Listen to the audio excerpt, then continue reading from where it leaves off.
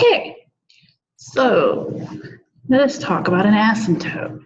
An asymptote is a number that will never actually get to the x or y axis, no matter how many times you remove it. In this case, half-life, or dividing things in half.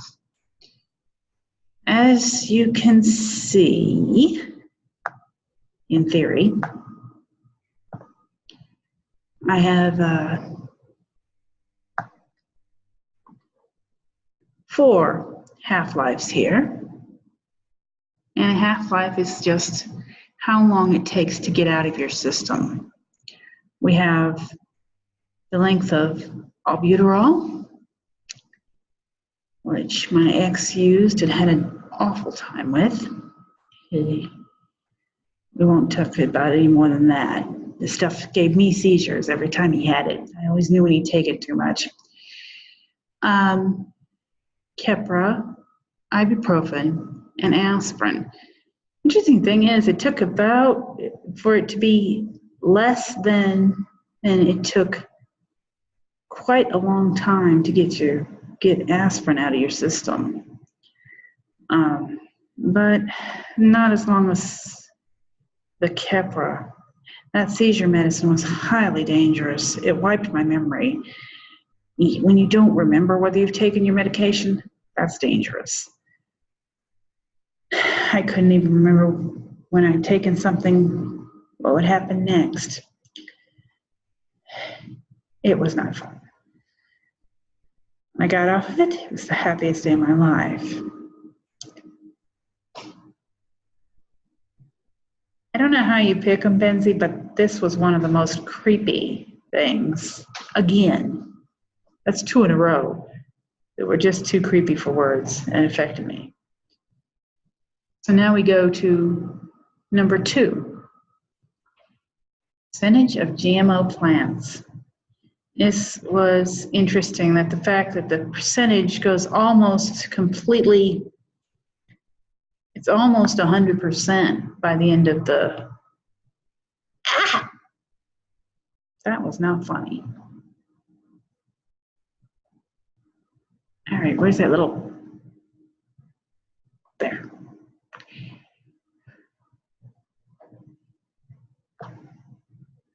Come back here.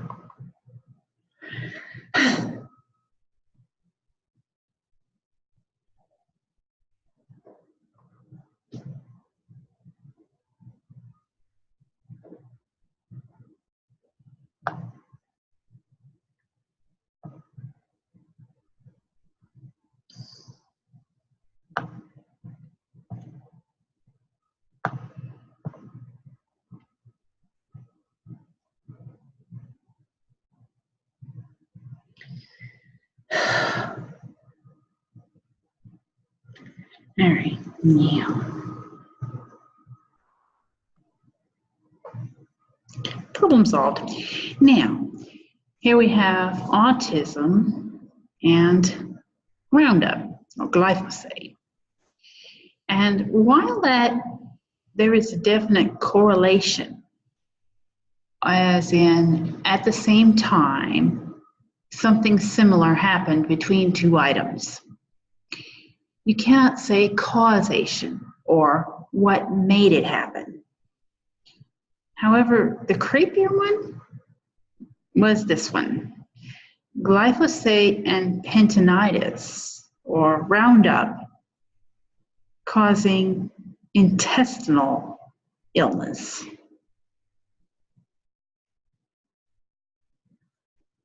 Or, wait, you can't say causation though, can you? Although, it's awfully creepy that when they planted, or when this correlates exactly to when they sprayed the glyphosate.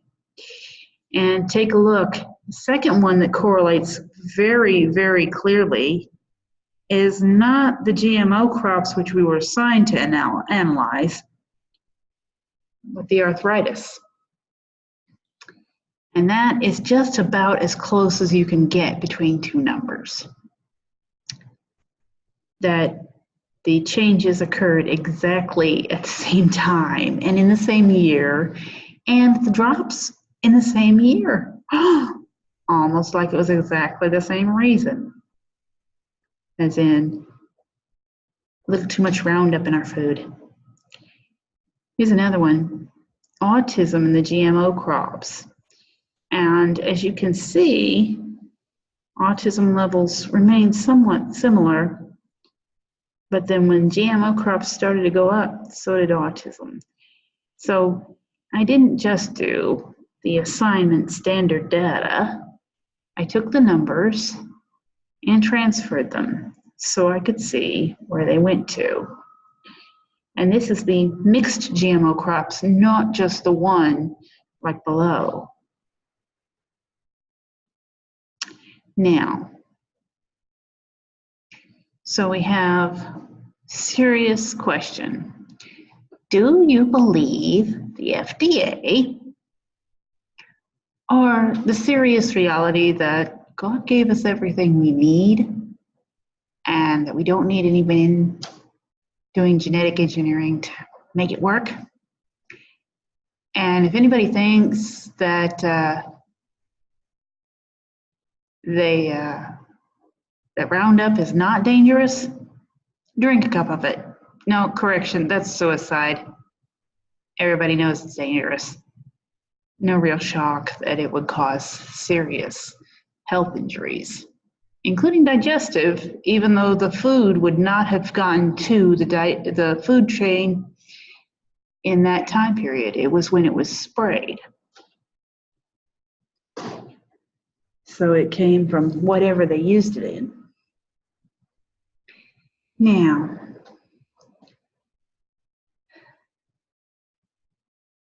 bowel disease, also a very serious, suspicious correlation on those.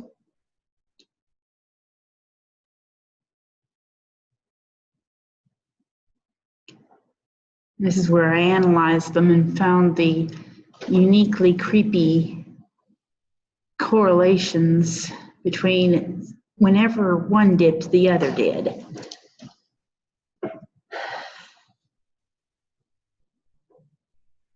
Between Roundup and the three of the major causes. Now, that is all for number 2. Yes, okay. So, heading to problem number 3, drug stupidity.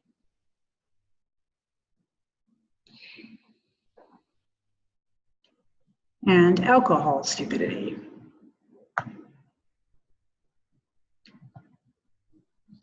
Reaction times, 2.18 to 2.5 seconds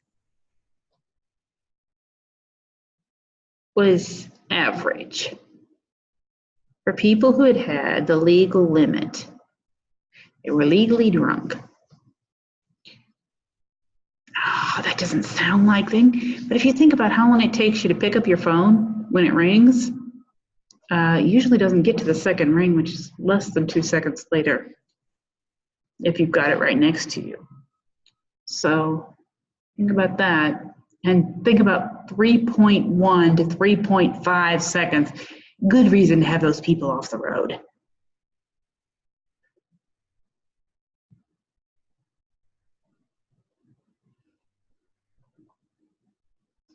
So what else do we find if we break up a huge amount of information? Now the numbers look daunting. You can flip over and look at a very interesting Venn diagram. This one is wild. It is, concentrate on the one I did.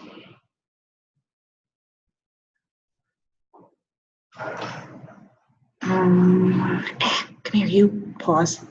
Am I in your way for this class? I'm just writing. I won't be here for now. Okay. She had to get us a room where we could do this without having everybody talking in the background. We've got to practice presentation skills as part of the math class. So yeah, I paused it, check on you, and then but that's okay. She saw me come in here, she just went outside. Yeah, she was looking, and she knows if I have problems, I'll go back over there. I'm not bashful.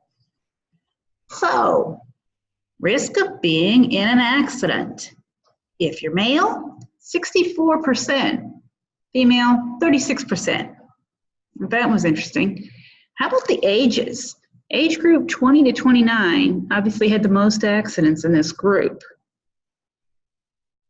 But 40 to 49 was quite close. Now, the group was very small, and one of the questions was, would the statistics for the Canadian province affect or be a good sampling for US? The answer is no. Half Canadians are not as stupid as some of the American teens and adults. I would not find any statistics from an area that is completely different socially as plausible. Second, if I compare the streets here in Arkansas to the streets that we had to drive on in Kentucky, state law required that all guardrails be on metal posts, that all roads had guardrails because it was a hilly region. Regionally, the roads were not allowed to get potholes like you get down here. And if anybody had said that I had run into a place where you could go through low water bridges and dips, I would have laughed because I'd never heard of such a thing. It's not possible in Kentucky because the water freezes and you have a large ice sheet. Not good for most of the winter. So, would British Columbia, a far colder area, with a larger population spread out, correlate to the United States? No. There's really no way to do a correlation to the United States population, either socially or in the characteristics of the things they use. However, the statistics were very interesting on the percentage of vehicles. And if you notice, really dangerous for us pedestrians no matter where we are. The cars and minivans were the most dangerous vehicle, either in city or rural. Pickup trucks were more likely to be an accident in the rurals. Pickup truck use in the city, well, that's just from this. That's not very as much as you would in the rurals where you have to have one to get the stuff from the store. SUVs, not really surprising that they're about even, a little bit more use in the rurals. Large trucks in the rurals, and that's not really shocking because some of the areas in British Columbia and other Canadian provinces use ice roads. The big trucks are having to take very dangerous trips. Motorcycles, yes, my favorite career. Very dangerous in the city. Not as dangerous in the rurals. Now, if the things I studied in the books suggested that I would have to be more careful of dangerous roads here in the States. But this suggests I'm less likely to get hit by a car of someone who's not paying attention if I'm in the rurals. Pedestrians, it's always more dangerous to try to walk anywhere in a city. And bicyclists, if you're going that slow, you usually don't have a problem with somebody hitting you. So it's not really surprising that that was second lowest. Now, for the next one, and I'm moving a little faster, Benzie, but I have to because they're going to have a class in this room in a very short second. So let's talk about federal budgeting. How do they spend our tax dollars? As you can see in this light blue, 15% goes to defense, 24% goes to Social Security, 25% Medicare, Medicaid, CHIP, which I think is another medical, and marketplace subsidies for insurance companies. So basically, the lack of good education that gets people decent jobs so that they can pay for their own medical care when they do need it would get them off Medicare and Medicaid. And oh, look, where is that education? Yes, it's this little red one that's only 3%. Yay! Or how about 2% for science and medical research? Yeah, they really are very lopsided in their spending policies. And that's the nicest way to put it. Safety net programs, 9%. That's also part of the same sector that has nothing to do with thing and has to do with poverty. Interest on the national debt comes up right in the middle of that. And then benefits for federal retirees, another section that belongs with the medical and other things that would go down if it wasn't, well, retirement benefits are one thing. But, come on. Anyway, so how does Arkansas spend our thing? I was really had a laugh on this. How many of these things said other? Arkansas's budget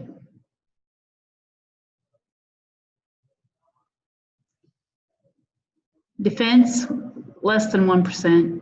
Welfare, protection. Is that as undefined as it gets? Protection? Okay, so there's another other, general. There's interest. That one you can at least figure out what it is.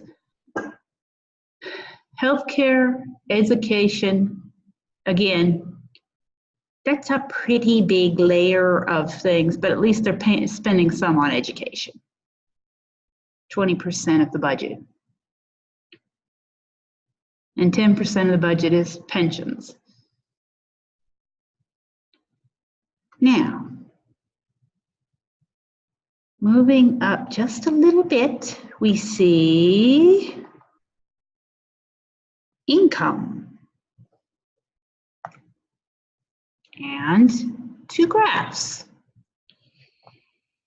Any taxpayer in red does not have what they need to survive. The beige basically means they have enough food, but the housing is inadequate. If there's a roof over their head, even if it leaks or belongs to someone else, they're sheltered. Only 13% actually have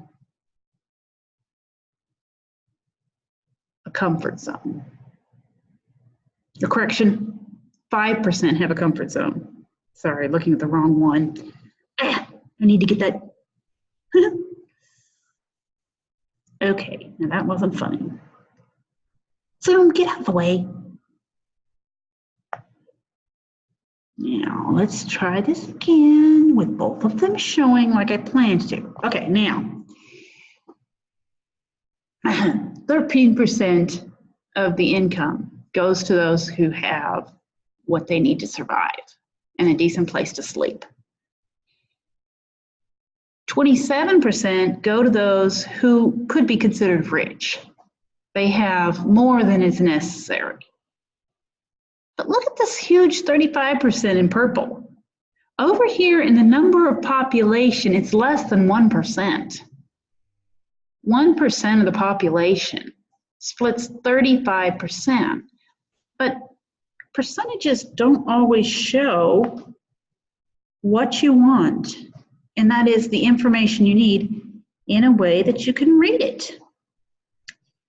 Okay, Zoom, you ornery rat, get out of the way. There, now. So here we show the population of those who are in danger, as in not getting enough food, not getting enough, don't have a place to live at all. Covers only a little bitty line that you can't even see that it's actually supposed to be tower shaped like these other lines. And look, the people who think they're aristocrats and have all the money have this huge line, very clear how much money is available to them for their basic needs.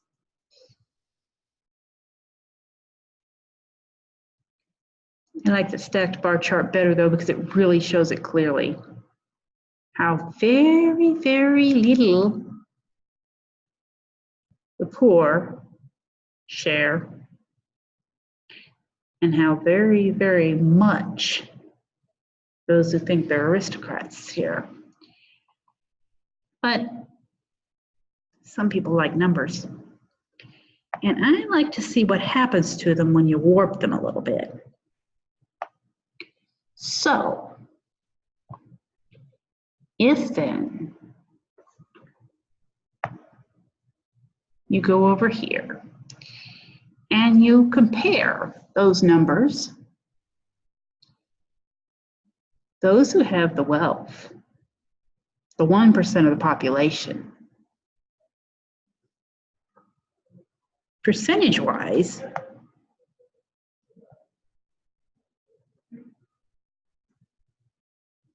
it would be like having $35,400 in your pocket. 1% of the population. The rest of us have 2.3 pennies. And don't tell me how you're going to get a third of a penny. I could never figure that out. So if you edit it so that you can see the facts. And how many people is that? Well, dollars by millions? Or how about people? 3.3 million people split that huge, massive amount and carry $30,000 around in their pocket to throw away with whenever they go to Walmart. 13% are what I qualified as rich. 16.3% have what they need and have the ability to go to the store and get, well, $2,000 would get you a nice television. Every time they go to the store, if that's what they wanted, they'd have the money to do it. Or if they needed to replace the lawnmower, they could. But we come down here to the rest of us, because that's really what that graph said. 130 by millions. So 130 million people living on pennies a day. It's a pretty clear indication of how really lopsided the American system is. And guess what? Next up, taxes. And guess who gets taxed the most? It ain't the rich folks who own the politicians.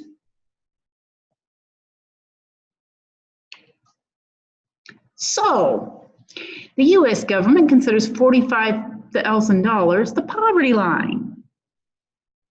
But the first tax bracket that is considered higher income starts at 38. the highest income bracket. Meaning you're paying the same if you've got enough to get breakfast as you would if you had enough to buy a car when you walked out the door. So how would you like to get a raise? Well, your boss says, hey, I'm going to give you a $2,000 raise. Sound good? For a few seconds, until you do the math and realize that your income just went down $6,734 because your state and federal taxes just ate it. The key is just a little bit more. If you had made $82,000 and you got that $1,000 thing, your tax burden actually went way down. By $6,000, their taxes would drop. That'll be all for today. And Benzie, you find some of the most interesting facts for us to look at. Have a good day.